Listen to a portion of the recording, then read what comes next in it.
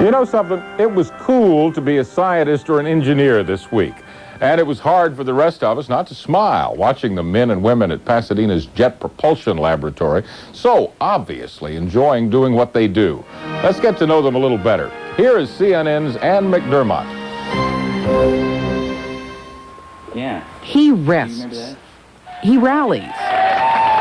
He rocks. Meet Rob Manning, self-described nerd. By the standards of our society, anybody who's fascinated by technical things is often considered a nerd. And, I don't really mind that title because I wish more people were nerds, quite frankly. Manning, the flight system's chief engineer, is the guy in the headset, the guy who's enchanted millions with his enthusiasm for space exploration, his enthusiasm for any exploration. The time is here. Let's go. Let's find out about the world. Let's find out about our oceans. Let's find out more. Everyone can be a scientist in their own way. It's been quite a year for Manning. His wife's expecting a baby, and then there's Mars. His only regret, he hasn't gotten around to trying to name one of those Mars rocks after his dog. After his dog. They wouldn't let me name it after my wife. Then there's Donna Shirley. Woo-hoo! Now, normally she's much more sedate, but the Mars Exploration Program Manager is excited about Mars, and she in turn excites audiences about it because she explains things clearly, simply, a skill she comes by honestly. When my daughter was in preschool, I went over and taught science to the 3- and 4-year-olds. 3- and 4-year-olds? We had them sliding down the slide yelling, "Gravity!" Gravity. Blech. That's Matt Golombek, the entertaining guy at all those news conferences. You know, the sky's the limit here. The project scientist says space was not a particularly big deal to him as a child. He got into rocks.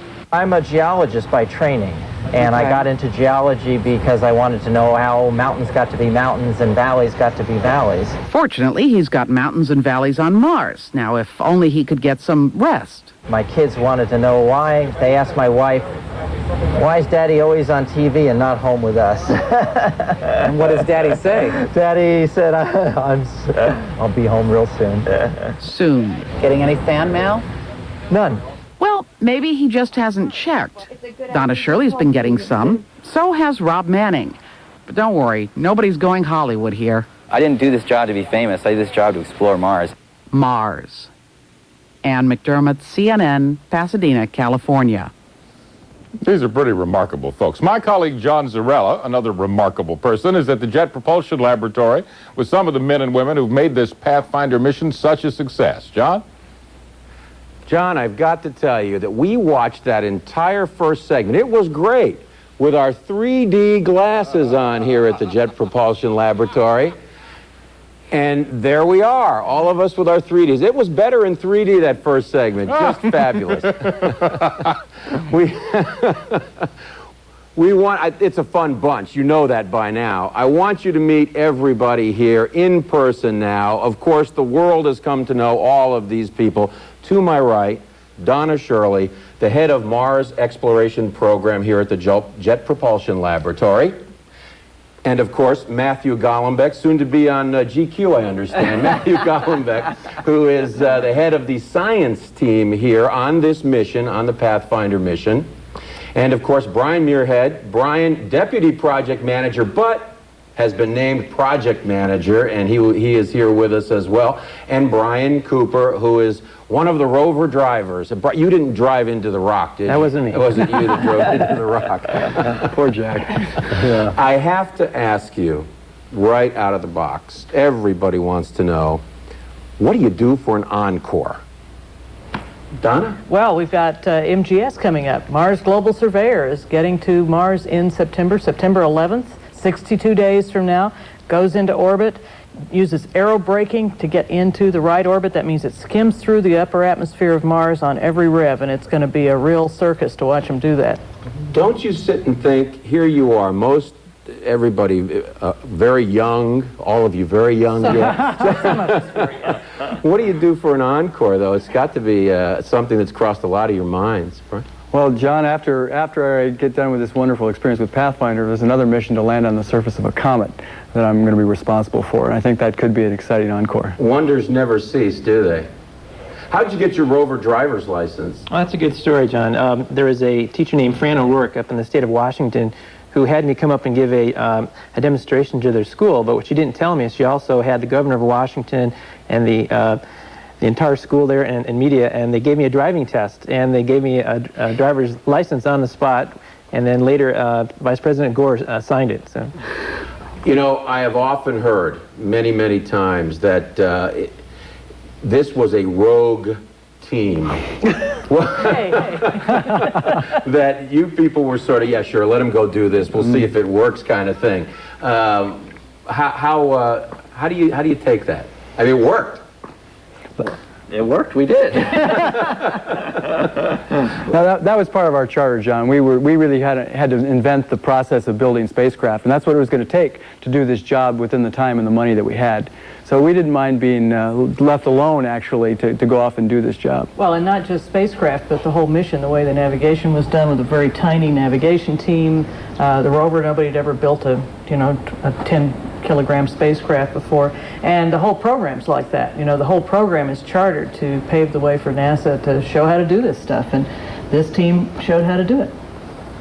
Matt, did you ever think in your wildest dreams that the kind of science that's coming back, this was an engineering mission primarily, but here you are with all of this tremendous science that you're getting? Yeah, well, that was always my dream, actually. I mean, that was my job, in fact, was to dream about the science that we could get back and what we could do, and in fact, how to change this thing. You don't want to send a red brick to Mars. That's, that's dumb. Let's do something where you can learn something new and really start investigating this planet.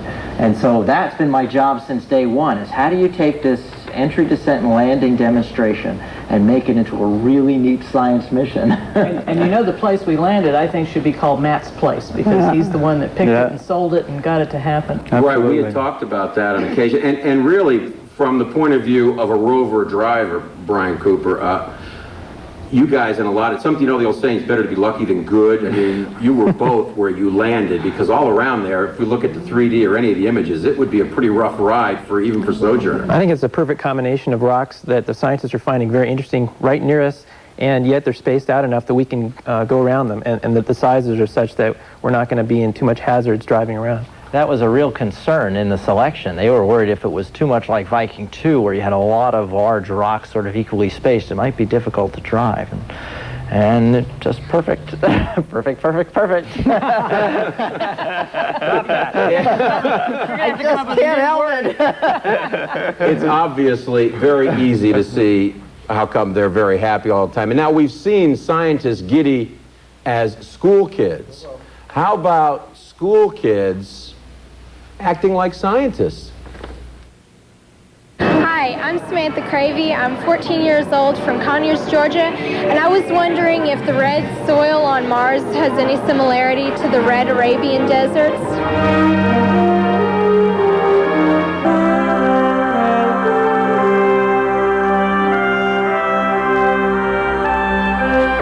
We are at the Jet Propulsion Laboratory in Pasadena, California, not on Mars, as it looks like. The question going to that commercial break, Matt Golombek, why is Mars red?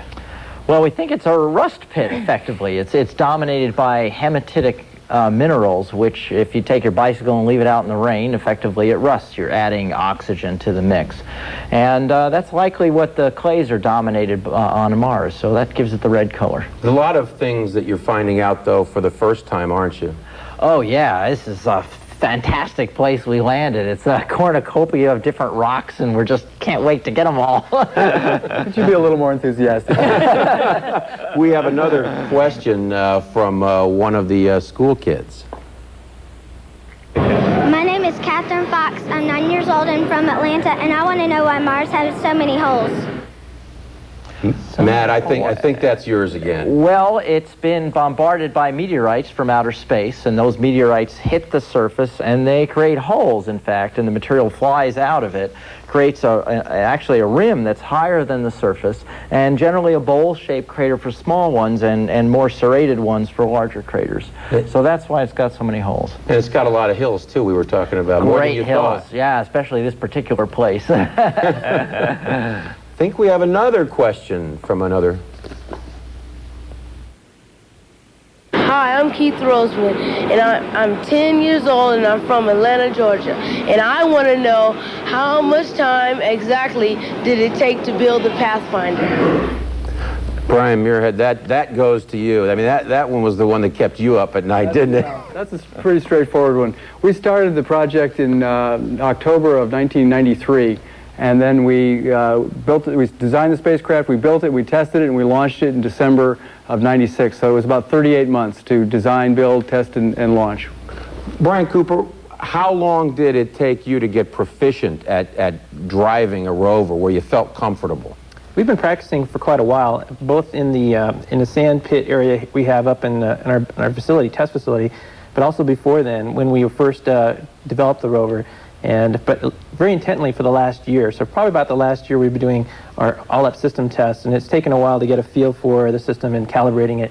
But it's nothing like looking out on the surface. It's night and day. It's just so great. It's different than you thought it would be? It is. We've never been able to test looking at far distant mountains, and that is breathtaking looking at it in stereo. Now, we're not probably going to go out to the far distant mountains, but the system, it works really well, and we're real happy with it. Let's take another question from one of the kids. My name's Joel Withrow. I'm from Atlanta and I'm 13. I was just wondering, what's the average temperature on Mars? Temperature on Mars. What's the temperature like on Mars? It's cold. I'll just say what the weathermen on Mars say, which is that it's maybe 5 to 10 degrees above zero to about 100 degrees below zero. It's a pretty cold place. That's not, and this is summer. And this is summer. That's pretty much what you expected. There was no surprise there. Yeah, it's about 100-degree C change, and so yeah, the temperature swings are enormous. Enormous. We have yet another question. Hello, I'm David Moyer, and I'm 12 years old from Odenton, Maryland, and my question is, how long will this craft stay on Mars? Forever. This is a monument to man's ingenuity to place a spacecraft on the surface of Mars. And women. Very good. And humankind, excuse me. I get that question a lot from school children, and they ask, when is it coming back? And I say, well, maybe someday, if you study hard and you'll become an astronaut, maybe, and in the future you get to go and bring Sojourner back. Who knows? How long, one of the questions we always hear, though, is how long will it continue to work, to function? Well, there's right now, the way the spacecraft is performed now, it looks like it could go on forever. But realistically, eventually, as things get colder, eventually the lander and the rover will stop functioning. But it could be weeks, it could be months. But as long as it's running, we'll keep operating. But anything we get from this point is gravy, because we have fulfilled all the mission objectives already. And so everything now is just added attraction. But we have not fulfilled the project scientist dreams yet. Well, but those are never to be fulfilled. No, we need a year on the surface with this little beastie. I was going to say all of the objectives completed within a week, right. except for Matthew. Yeah, well, but you can't satisfy him. By the way, we should tell people that in 2005 we're going to try to launch a mission that's going to bring a piece of Mars back to Earth in 2008. So the first thing that comes back will be the 2005 launched mission. This has been wonderful. I have to tell you, part of this mission is about introducing kids to a whole new world, but not just the world of Mars, the wonders of science. And scientific achievement can begin at a very early age, and who better to tell us about that than Donna Shirley now, and Donna Shirley then. Oh, no. Who knew this Oklahoma schoolgirl would one day grow up to be the program manager of a mission to Mars? Well, maybe one of her teachers had a glimmer. Oh, dear. Well, I told several of them the sky's the limit if that's where you want to go, you know. And she did. She did, that's right. She did. She really did. Yes, we've had great athletes and great students in all fields, but none could top this one, I don't believe. She's great. Well, What more do we say? This has been wonderful sitting here and chatting with all these folks, John, and they are really have made it a wonderful week for us out here, accessible all the time, and explaining it in English so you and I can understand it and present it to the rest of the folks around the world. John? No kidding, John. Hey, I know that you guys in Pasadena have the 3D glasses. I've got some. Get them ready. They'll give you a glimpse of what it's like to gaze toward the horizon of a new and different world. That is just ahead. Stay with us.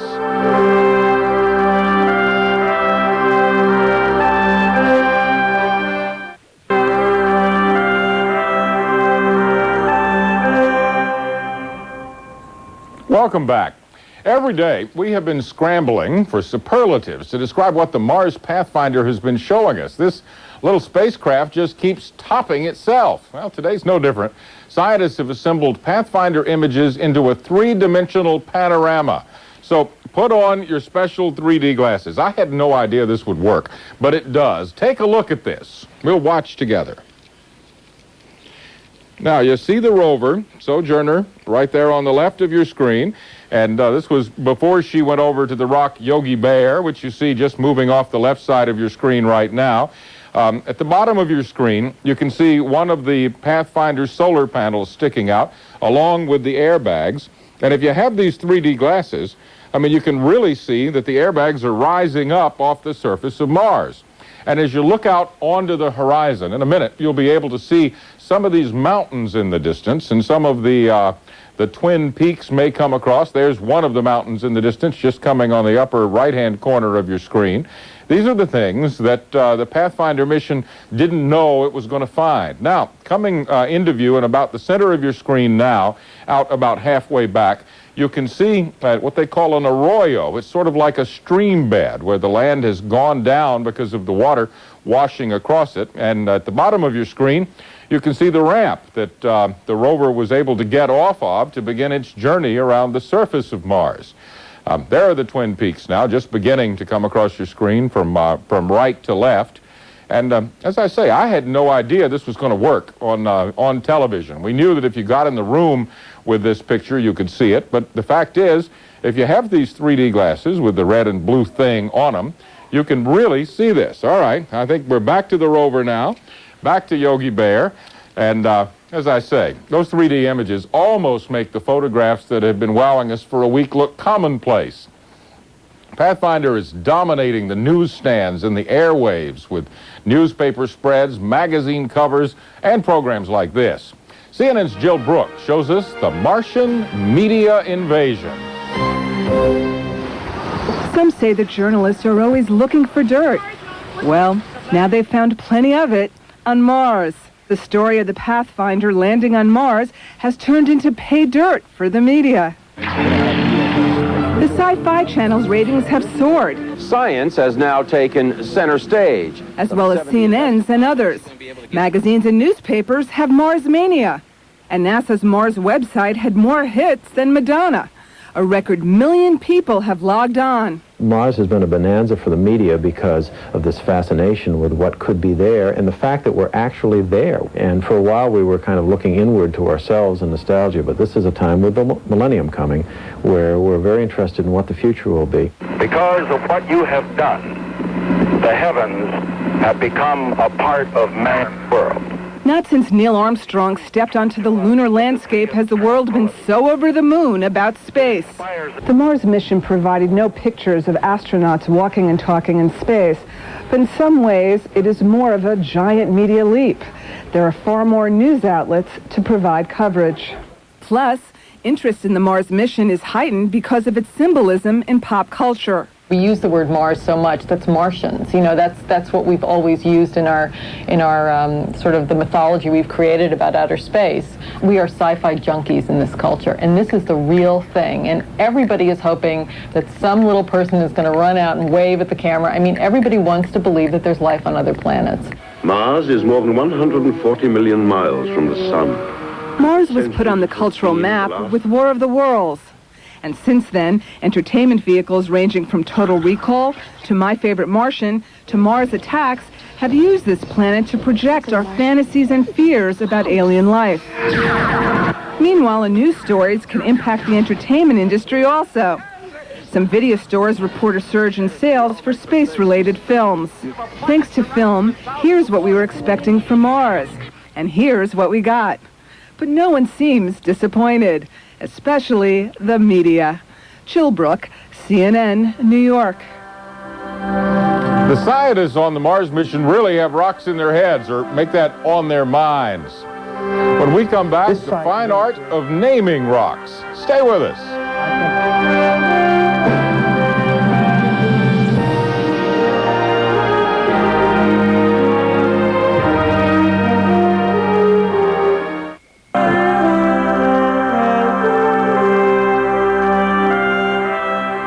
The major features of a planet like Mars have to go through a formal and time-consuming naming process. But this little section of the Mars Valley has been populated with catchy names, many of which we all grew up with. Here's CNN's Jeannie Mose to look at some rock stars destined for the Interplanetary Hall of Fame. What does this rock have to do with this bear? I'm smarter than the average bear. Apparently, you have to be a rocket scientist to see the resemblance. And we move toward Yogi. Forget famous earthling rocks like Plymouth Rock or the Rock of Gibraltar. Barnacle Bill is #1 on the rock charts these days, though maybe not for long. We will also look at Scooby-Doo in some detail. And Casper. Don't forget Casper. Who could forget Casper? Not the whitish rock, the ghost. What are you made of? Funny, that's what they keep asking the rocks. Rocks with names ranging from souffle to shark, from platypus to hedgehog. At the Jet Propulsion Lab, there's a panoramic view of the landing site on the wall, dotted with the names of the rocks. And what these guys do, they take the little yellow stickies, and somebody comes along and says, my turn to name a rock. At least you can't call these scientists stiffs. I mean, they could call these rocks, you know, ALH 84001 or something, but that's boring. You know, it's Barnacle Bill. Everybody knows what that is. Well, not everyone. Oh, dear. What was the little one? Yogi's the big rock. There was some confusion among non-scientists attending a Mars event at the American Museum of Natural History. Yogi was named after my favorite horse. Horse? Hey, don't feel bad, kid. Even the scientists get confused. I'm not sure if it's shark or wedge, but there's one in the fork. Wedge, I'm sorry. What's the other one named? Scooby-Doo? Scooby-Doo, right. Now, nobody claims there's a resemblance between the rock and the true Scooby-Doo. The scientists were just being humorous with this one, but many of the names have to do with the rock's appearance. Hippo is shaped like a block. Flat Top and Little Flat Top are flat. The big rock named Yogi likewise has a smaller companion named Boo Boo. Wait here, Friar Boo Boo. The team's most junior member has been anointed naming czar. Nathan Bridges keeps track of the monikers. Personal names are a no-no. Well, we had a rock named Bob, and that'd be great to all the Bobs in the world, but then if we have Bob, we might want Fred or Sally or something. Some back on Earth think the names should be heroes young folks could look up to, rather than names picked on a scientist's whim. Or we're going to start hearing Martini or Cigar.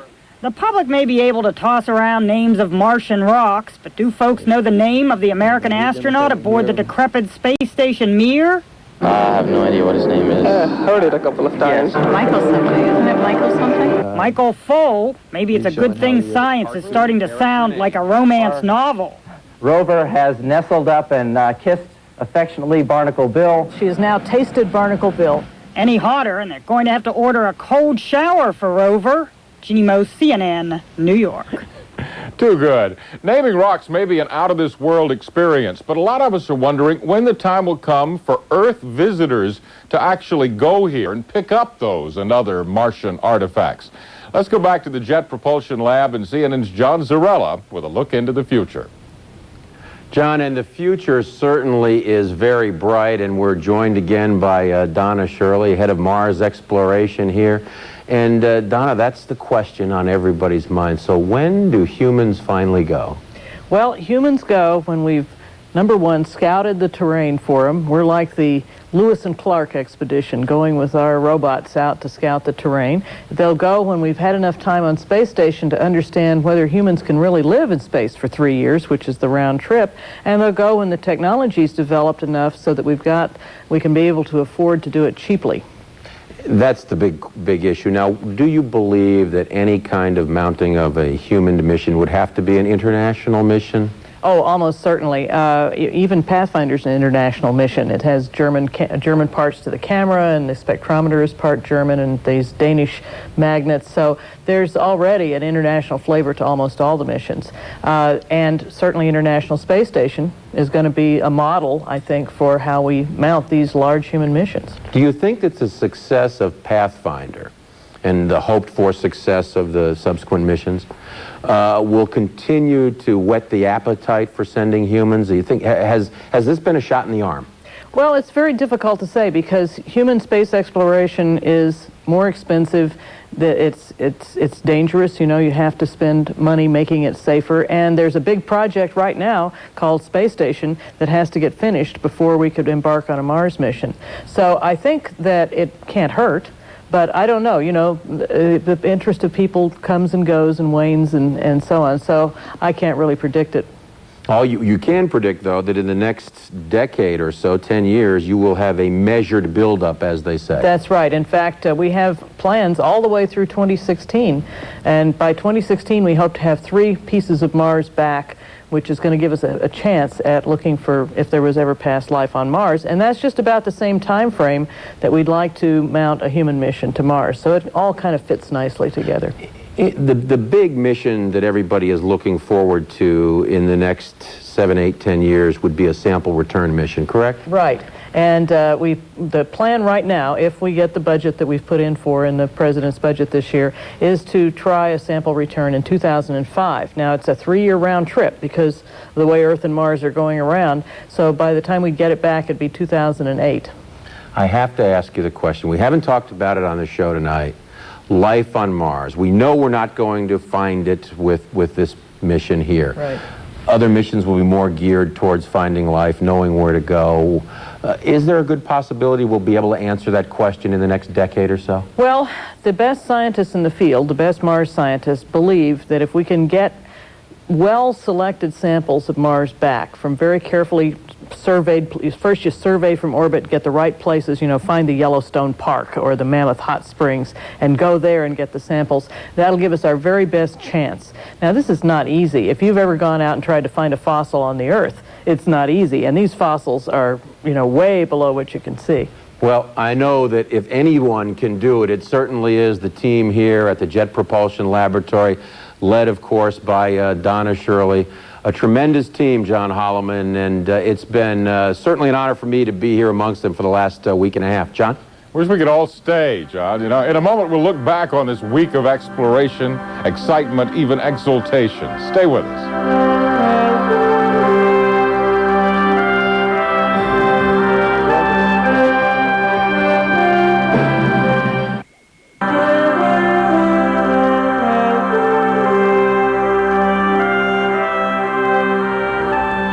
There are times here at CNN when you know you've touched a nerve. The phones ring off the wall, the email backs up, your personal answering machine is always filled with 40 or so messages, and people ask for your autograph when you go out with your family to a movie. This week has been one of those times. The fact that humans have established a presence on another planet this week may pale in comparison to some of the other stories in the news, but not in the minds or the hearts of the people who watch this network. You have let us know that you like our extensive coverage of this little piece of America's space program. And you are not just Americans, but citizens of hundreds of countries who have gotten in touch with me and CNN to let us know you like a story that's more good news than bad, that takes you to a place you've never been before, and where, unlike most of real life, everything seems to work. Thanks for joining us. For the team of dozens of women and men at CNN who made this week possible for us on TV, it has been as much fun as it seemed. Here's one more look back to the future. 3, main engine start. 1, 0, and liftoff of the Delta rocket with Mars Pathfinder. And the vehicle has cleared the tower.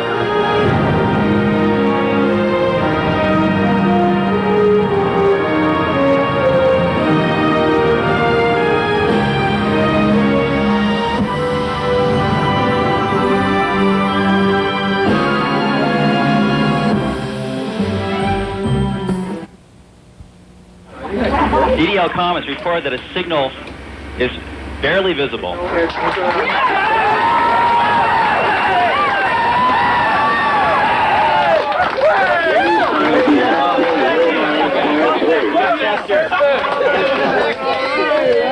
go home.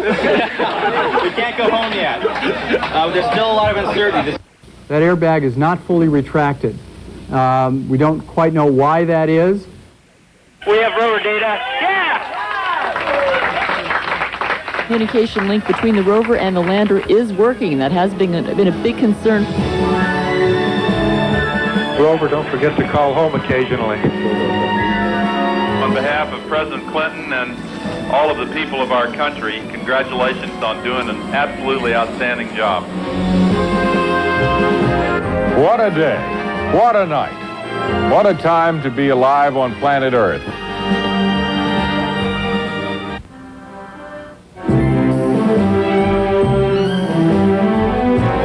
Well, we can assure you it's not a hoax.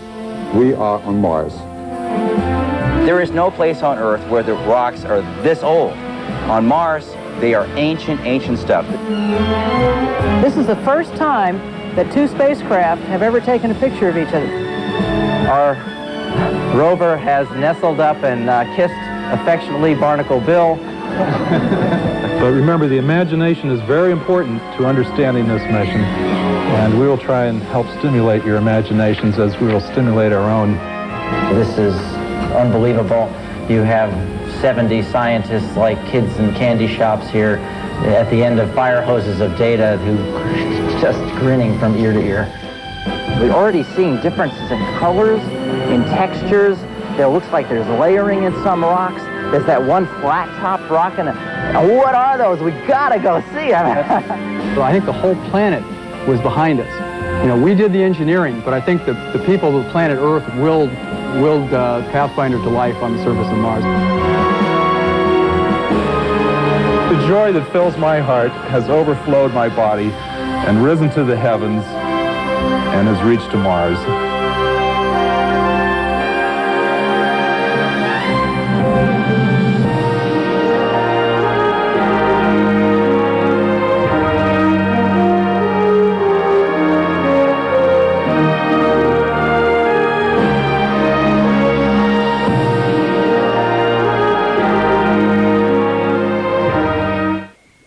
I'm Ann Kellen. NASA's Pathfinder mission to Mars is going better than almost anyone dared to hope. And scientists are beaming at the mountains of valuable data being sent home by the Pathfinder lander and that little rover called Sojourner since they arrived on the Red Planet on the 4th of July. On Friday, NASA scientists displayed new animation showing what it might have looked like from Pathfinder during its descent to the Martian surface. Fire the rockets,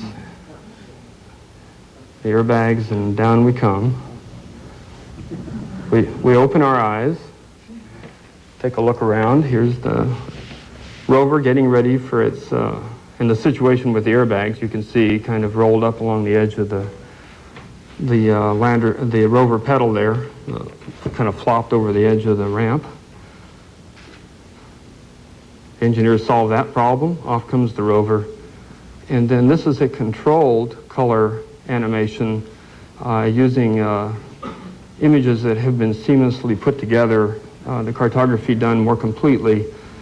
This is a more refined version of some of the things that Carol Stoker showed you yesterday. And a team of imaging specialists unrolled a panorama of the Martian scenery. It looks three-dimensional when viewed through the right kind of glasses. That picture was possible because Pathfinder has two cameras side by side. Those were just a few of the highlights in a week of triumphs and questions. Jennifer Arthur reports. Scientists have worked up new moving pictures of the rover using images played at about 40 times the real speed. Also, there are now virtual reality pictures of Mars, providing a way to better measure the size of certain rock formations. As NASA's tiny robotic geologist demonstrated its ability to crab over for a better view of a bear-shaped rock called Yogi, scientists remained baffled about the mineral makeup of a rough-surfaced rock they've named Barnacle Bill. Scientists are clear, though, about how snaring three-dimensional and panoramic pictures, as well as data from the Mars surface, has turned their lives upside down. When you say good morning as the sun is setting, now that's living on Martian solar time. When your sunglasses look like this, that's living on Martian time. When there's no time for laundry and you get your shirts out of the box of Project T-shirts every day, that's living on Martian solar time. Behind the laughter, the Pathfinder scientific team is wrestling with dueling theories about that rock, Barnacle Bill. The rough texture of the surface suggested to some of the folks that are working on it that the rock might be a mixture of rock fragments, which is generically termed a breccia. So far, the team has named about 20 rock formations, and plans are to move on to study some twin peaks on the Mars horizon, as well as a low hill, which scientists say they think is the edge of a crater. This is unbelievable.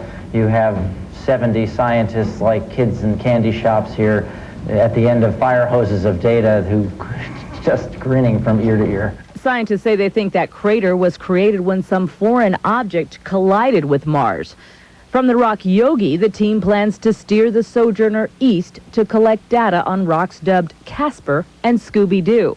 How long could the Sojourner go on? There's nothing consumable on board that would preclude it from operating for a good deal of time. So, you know, the sky's the limit here. Jennifer Author, CNN, Pasadena, California. We're going to take a break, but a little later in the show.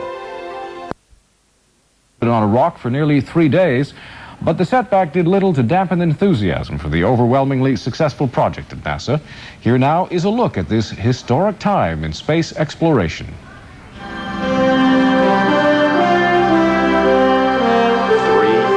main engine start. 1, 0, and liftoff of the Delta rocket with Mars Pathfinder. And the vehicle has cleared the tower.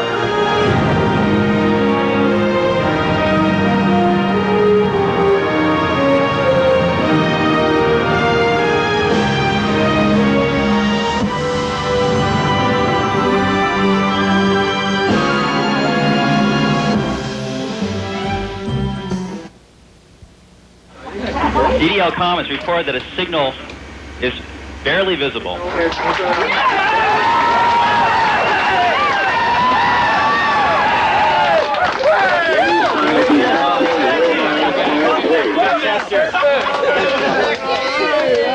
go home. We can't go home yet. There's still a lot of uncertainty. That airbag is not fully retracted. We don't quite know why that is. We have rover data. Communication link between the rover and the lander is working. That has been a big concern. Rover, don't forget to call home occasionally. On behalf of President Clinton and all of the people of our country, congratulations on doing an absolutely outstanding job. What a day. What a night. What a time to be alive on planet Earth.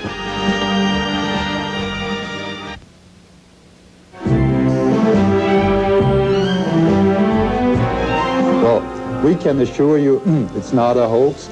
We are on Mars. There is no place on Earth where the rocks are this old. On Mars, they are ancient, ancient stuff. This is the first time that two spacecraft have ever taken a picture of each other. Our rover has nestled up and kissed affectionately Barnacle Bill. But remember, the imagination is very important to understanding this mission, and we will try and help stimulate your imaginations as we will stimulate our own. This is unbelievable. You have 70 scientists like kids in candy shops here at the end of fire hoses of data who just grinning from ear to ear. We're already seeing differences in colors, in textures. There looks like there's layering in some rocks. There's that one flat-topped rock and what are those? We gotta go see them. So I think the whole planet was behind us. You know, we did the engineering, but I think the people of planet Earth willed Pathfinder to life on the surface of Mars. The joy that fills my heart has overflowed my body and risen to the heavens. and has reached to Mars.